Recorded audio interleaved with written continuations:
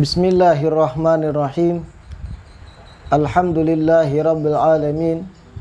Wassalatu wassalamu ala sayyidil mursalin wa imamil muttaqin, sayyidina wa maulana Muhammad wa ala alihi wa sahbihi ajmain.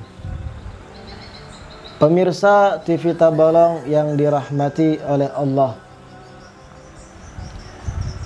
sebagai hamba-hamba Allah yang memijakkan kakinya di muka bumi ini, sebagai orang-orang yang beriman, kita memahami dan mengetahui bahwasanya terciptanya kita di dunia ini untuk mengabdi kepada Allah Subhanahu wa ta'ala. Dari semenjak kita dilahirkan keluar dari rahim ibu kita sampai kelak kita wafat, dikuburkan di dalam kuburan yang disiapkan untuk kita, sepanjang waktu hidup kita tersebut kita harus peruntukkan untuk beribadah kepada Allah, untuk mengabdi kepada Allah Subhanahu wa ta'ala, menjalankan aturan-aturan yang sudah diatur oleh Allah Subhanahu wa ta'ala demi kebahagiaan kita sendiri di dunia dan akhirat. Termasuk dari aturan-aturan Allah Subhanahu wa ta'ala adalah menghindari segala macam kemaksiatan-kemaksiatan, menghindari segala macam perkara yang diharamkan oleh Allah Subhanahu wa ta'ala, yang mana perbuatan maksiat atau pelanggaran terhadap hukum Allah tersebut dikenal pula dengan istilah perbuatan yang mungkar, perbuatan yang menyalahi dari aturan Allah Subhanahu wa ta'ala. Dalam menyikapi kemungkaran ini, jika kita berbicara tentang sikap yang kita patut ambil dalam menyikapi kemungkaran, perlu terlebih dahulu kita membaca beberapa riwayat hadits Nabi Sallallahu Alaihi Wasallam yang berkaitan tentang sikap terhadap kemungkaran. Satu riwayat disebutkan Rasulullah Sallallahu Alaihi Wasallam bersabda, "La ta'murunna bil ma'rufi wa la tanhawunna 'anil munkar, aw la yusallitannallahu 'alaikum syirarakum fayad'u khiyarukum fala yustajab lahum." Yang artinya, sungguh kalian akan memerintahkan kepada kebaikan dan akan melarang akan kemungkaran, dan apabila itu tidak dikerjakan oleh kalian, Allah akan jadikan orang-orang jahat sebagai pimpinan-pimpinan kalian, sehingga orang-orang yang baik di antara kalian saat mereka berdoa, doa mereka tidak akan diijabah oleh Allah. Artinya Nabi SAW mewanti-wanti kita, ayo ajaklah pada kebaikan. Mari ajak orang lain terhadap satu kebaikan, terhadap kebaikan-kebaikan. Dan mari juga di samping mengajak pada kebaikan, mari juga mencegah kemungkaran, melarang orang lain berbuat mungkar. Kerjakan dua hal ini, dan kalau tidak dikerjakan, kata Nabi, Allah akan menyengajakan menjadikan orang-orang jahat sebagai pimpinan-pimpinan kita. Dan jika hal itu sudah terjadi, apabila orang baik yang masih tersisa di antara kalian, orang soleh di antara kalian, berdoa meminta pada Allah, doa mereka tidak diijabah oleh Allah. Riwayat lain, Rasulullah bersabda, ayyuhan nas muru bil ma'ruf wanhu 'anil munkar qabla an tad'uwallaha fala yastajiba lakum wa qabla an tastaghfirullaha fala yaghfir lakum. Yang artinya, ayyuhan nas, wahai umat manusia, perintahkanlah untuk kebaikan, mari serulah kebaikan, dan laranglah orang lain dari kemungkaran, sebelum kalian berdoa kepada Allah dan kalian tidak dikabulkan doa kalian, dan sebelum kalian beristighfar minta ampun pada Allah dan Allah tidak ampuni kalian. Maksud Nabi, kerjakanlah menyeru pada kebaikan, laranglah kemungkaran, dan jika tidak dikerjakan, bisa jadi kita berdoa suatu saat doa kita tidak lagi diijabah oleh Allah. Saat kita beristighfar, istighfar kita tidak lagi diterima oleh Allah, tidak diampuni oleh Allah akhirnya. Na'udzubillah min dzalik. Riwayat lain Nabi bersabda, "Ma min qaumin yu'mal fihim bil ma'asi, thumma yaqdirun ala an yughayyiru fala yughayyiru illa yushiku an ya'ummahumullah bi'iqabih." Yang artinya, tidaklah ada sekelompok manusia yang di dalam komunitas manusia tersebut ada perbuatan maksiat, banyak pelanggaran-pelanggaran terhadap hukum Allah dilaksanakan oleh mereka. Kemudian sebagian dari kelompok manusia tadi mampu untuk merubah kemungkaran itu, tetapi mereka enggan untuk merubahnya, malah didiamkan kemungkaran tersebut. Maka sebentar lagi Allah akan meratakan azabnya bagi seluruh manusia yang ada di situ, kata Nabi sallallahu alaihi wasallam. Jika ada kemaksiatan di lokasi atau di tempat kita berada dan kita tahu dan kita mampu untuk merubahnya, bisa kita membubarkan kemaksiatan tadi. Bisa saja kita menghubungi aparat, melapornya agar aparat membubarkan, tapi kita diamkan. Kita bersikap acuh terhadap kemungkaran tadi. Maka kata Nabi, jangan salahkan apabila Allah nanti turunkan bala atau azab secara menyeluruh, baik yang berbuat maksiat dan yang tidak pun akan dapat. Na'udzubillahi min dzalik. Ini sedikit gambaran tentang akibat apabila kita tidak mengerjakan amr ma'ruf dan nahi anil munkar. Apabila kita tidak mengerjakan, mengajak orang lain untuk kebaikan dan melarang mereka.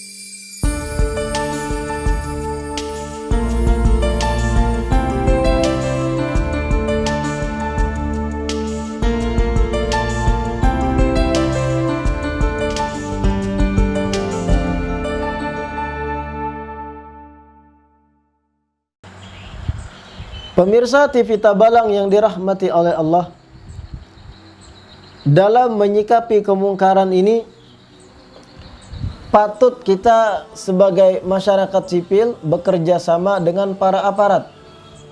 Bagaimana bentuk kerjasama kita? Di saat kita sebagai masyarakat sipil melihat ada kejahatan, ada perjudian, atau ada praktek zina di dekat daerah yang kita di situ berdomisil, maka laporkanlah kepada mereka para aparat yang berwenang. Dan ini bentuk pelarangan kita terhadap kemungkaran. Karena sebagai warga negara Indonesia, kita wajib mematuhi aturan-aturan yang sudah diatur oleh pemerintah kita. Apabila ada kejahatan, maka jangan main hakim sendiri. Perlu kerjasama kita dengan aparat.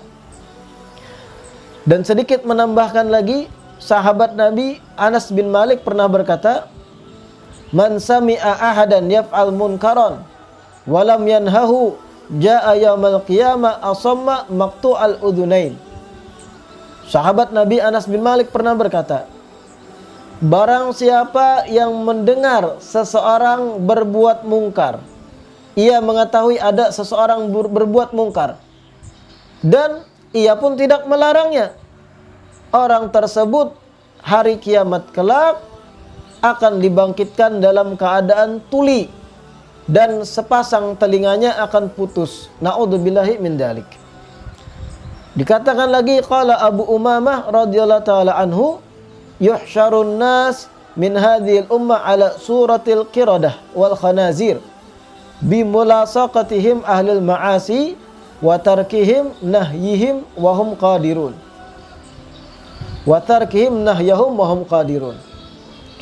Abu Umamah berkata, nanti ada sekelompok manusia dari umat ini di hari kiamat, mereka itu berbentuk bagaikan kerak-kerak atau monyet-monyet, padahal manusia tadinya. bentuk fisik mereka bagaikan monyet atau kera. Wal khanazir, dan akan dimiripkan dengan babi pula. Na'udzubillah min dzalik. Karena apa? Karena mereka berbaur dan bercampur dengan ahli-ahli maksiat saat di dunia, sedangkan mereka tidak sekalipun pernah melarang ahli kemaksiatan tadi untuk berhenti dari maksiat.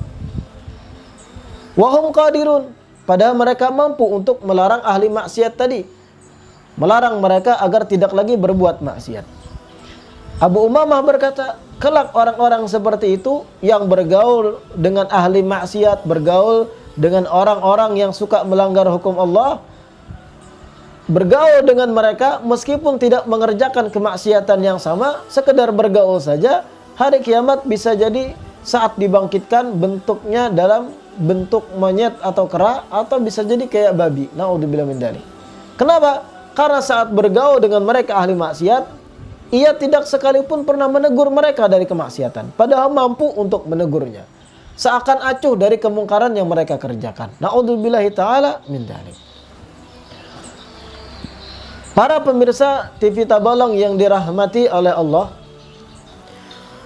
sebagaimana tadi disampaikan pula, apabila ada kejahatan, kemungkaran terjadi di daerah kita, di wilayah kita, entah itu perzinahan, entah itu judi, togel dan sebagainya, entah itu jualan khamr, minuman keras dan sebagainya, sebagai warga sipil kita patut bekerja sama dengan penegak hukum. Kita hubungi mereka, kita laporkan kepada mereka yang berwenang agar mereka menindaklanjuti kejahatan atau kemungkaran yang kita laporkan tersebut. Dan jangan mencoba untuk main hakim sendiri, karena bisa jadi malah kita nanti yang dilaporkan oleh mereka pelaku kemaksiatan sebagai orang yang mengganggu mereka dengan pasal-pasal tertentu yang mereka laporkan. Dan ini banyak terjadi di lapangan. Maka sebaiknya saat melihat kemungkaran, ayo kita kerjasama dengan para penegak hukum. Kita laporkan, kita sampaikan pada mereka terjadi kemungkaran, terjadi kejahatan, terjadi perjudian atau perzinahan di tempat kami. Harus ada sikap dari penegak hukum, sehingga sebagai masyarakat sipil dalam aturan negara kita selamat, dan dalam aturan Allah, dan ini lebih penting, kita pun selamat, tidak tergolongkan orang yang mendiamkan kemungkaran yang terjadi di dekat kita.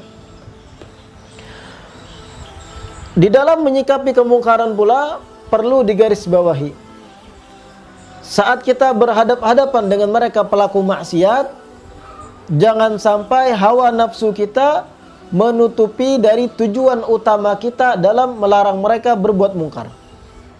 Jangan sampai emosi kita, hawa nafsu yang ada pada diri kita sebagai insan malah menutupi, membuat kabur remang-remang tujuan utama kita dalam melarang dari kemungkaran. Apa tujuan kita? Agar orang yang kita larang selamat di akhirat, selamat di dunia. Agar orang yang kita larang, ia tergolong orang-orang yang jauh dari murka Allah Subhanahu wa ta'ala. Berdasarkan hal ini diceritakan, salah seorang aulia Allah, seorang wali di zaman lampau, yaitu Imam Ma'ruf Al-Qurhi, seorang wali besar yang terkenal nama beliau dari kalangan-kalangan ulama yang luar biasa dekat di sisi Allah. Suatu hari Imam Ma'ruf Al-Qurhi diceritakan, annahu kana qa'idan ala syati'id Dajlah, famar alaihi jama'atun fi Zaruk, ay markab saghirah, wa hum yashrabuna al-khamra wa yughannuna ma'a darbil awtar. Faqila lahu, amma tara jara'ata haula 'ala Allah ta'ala, ud'u Allah 'alaihim yukhallisul muslimin min syarrihim. Suatu hari Imam Ma'ruf Al-Qurhi duduk di pinggir sungai yang besar bersama teman-teman beliau. Duduk di pinggir sungai yang besar, tiba-tiba di sungai tersebut ada satu kapal yang lumayan besar, yang mana di atas kapal tersebut ada orang-orang yang lagi jingkrak-jingkrak berpesta, minum minuman keras, menyanyi dengan alat-alat musik, perempuan dan laki-laki di atas kapal yang lewat di sungai tadi, mereka melakukan kemaksiatan terang-terangan. Sedangkan Imam Ma'ruf Al-Qurhi dan kawannya berada di pinggir sungai.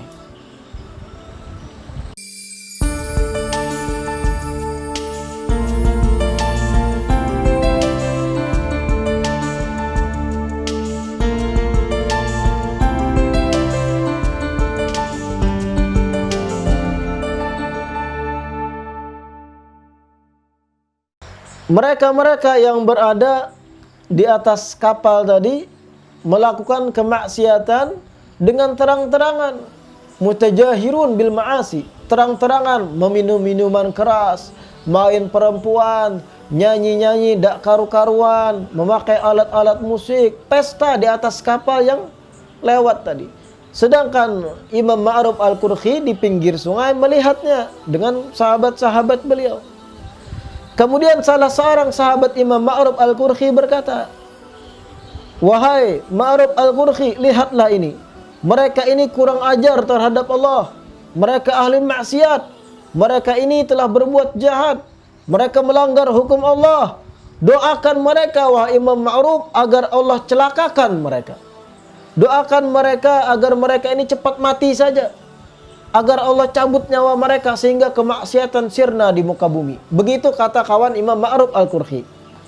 Ini sikap salah seorang sahabat Imam Ma'ruf Al-Qurhi.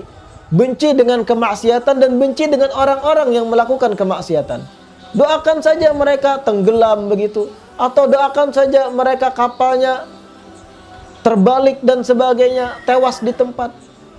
Imam Ma'ruf Al-Qurhi mendengar masukan dari sahabatnya ini. Kemudian Imam Ma'ruf Al-Qurhi farafa'a yadayhi, mengangkat kedua tangannya. Seorang wali besar ini mengangkat kedua tangannya, kemudian ia berdoa, "Allahumma kama farrahtahum fid dunya fafarrihum fil akhirah." Yang artinya doa Imam Ma'ruf, "Ya Allah, sebagaimana Engkau bahagiakan mereka saat ini di dunia, bahagiakan lagi kelak mereka di akhirat, ya Allah." Doa Imam Ma'ruf justru bertolak belakang dengan masukan temannya tadi. Temannya memberi masukan, doakan agar mereka dilaknat, doakan agar mereka binasa, doakan agar mereka mati, doakan agar mereka kapalnya terbalik dan sebagainya, tewas di tempat. Imam Ma'ruf mengangkat kedua tangan dan berdoa, "Ya Allah, sebagaimana Engkau bahagiakan mereka saat ini di dunia," mereka tuh bermaksiat lagi bahagia hatinya. "Sebagaimana Engkau bahagiakan mereka saat ini di dunia, bahagiakan lagi mereka ya Allah kelak di akhirat." Sahabat Imam Ma'ruf pun protes dan berkata, "Sa'alnaka an tad'u alaihim la an tad'u lahum." Hei Imam Ma'ruf, kami tadi beri masukan, minta pada engkau agar engkau doakan yang tidak baik pada mereka. Doakan mereka celaka, doakan mereka binasa, doakan mereka tewas, doakan mereka itu dilaknat dan sebagainya. Malah engkau doakan yang baik. Apa ini? Dijawab oleh Imam Ma'ruf Al-Qurhi.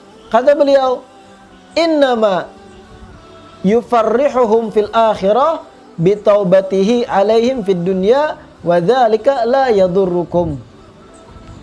Kata Imam Ma'ruf Al-Qurhi, doaku itu maksud dan tujuannya mereka tidak mungkin kelak bahagia di akhirat kecuali sebelum meninggal taubat dahulu di dunia. Doaku tadi, sebagaimana engkau bahagiakan mereka di dunia, bahagiakan lagi ya Allah kelak di akhirat.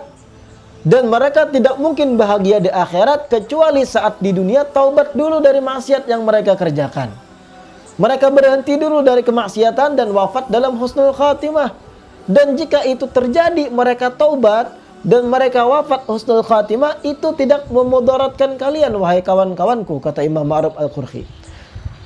Secara tidak langsung Imam Ma'ruf memberi pelajaran penting bagi kita dalam menyikapi ahli maksiat.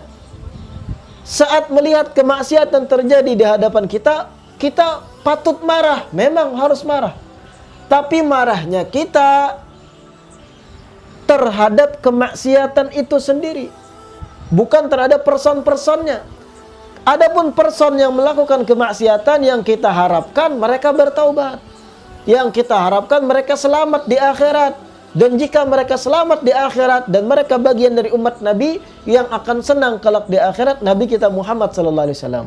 Dan justru jika kita mendoakan mereka celaka dan mereka celaka dalam kemaksiatan, wafat dalam keadaan su'ul khatimah, yang sedih siapa?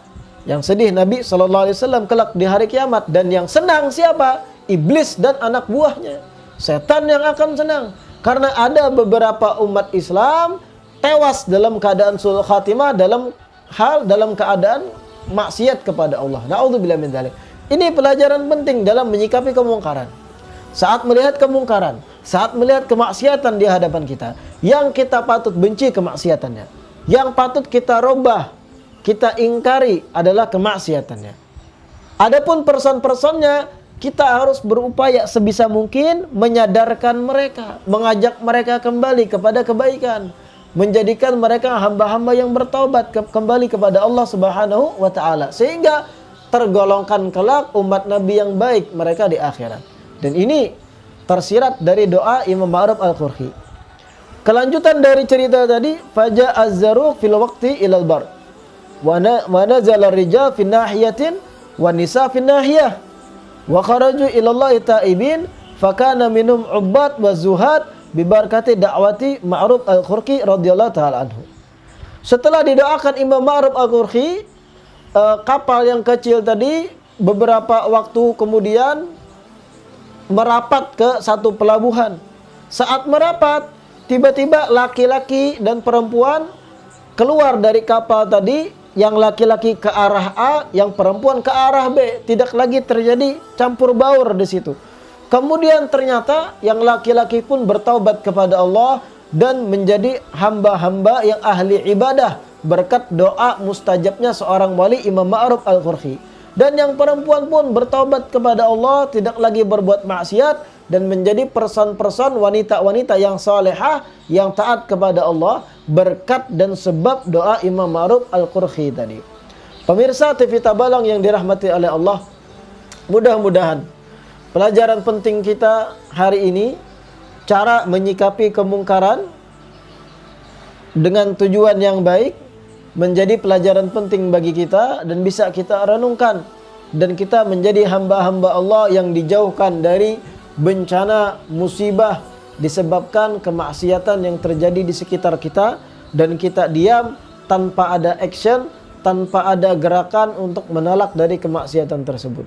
Mudah-mudahan bermanfaat. Wabillahi taufiq wal hidayah. Wassalamualaikum warahmatullahi wabarakatuh.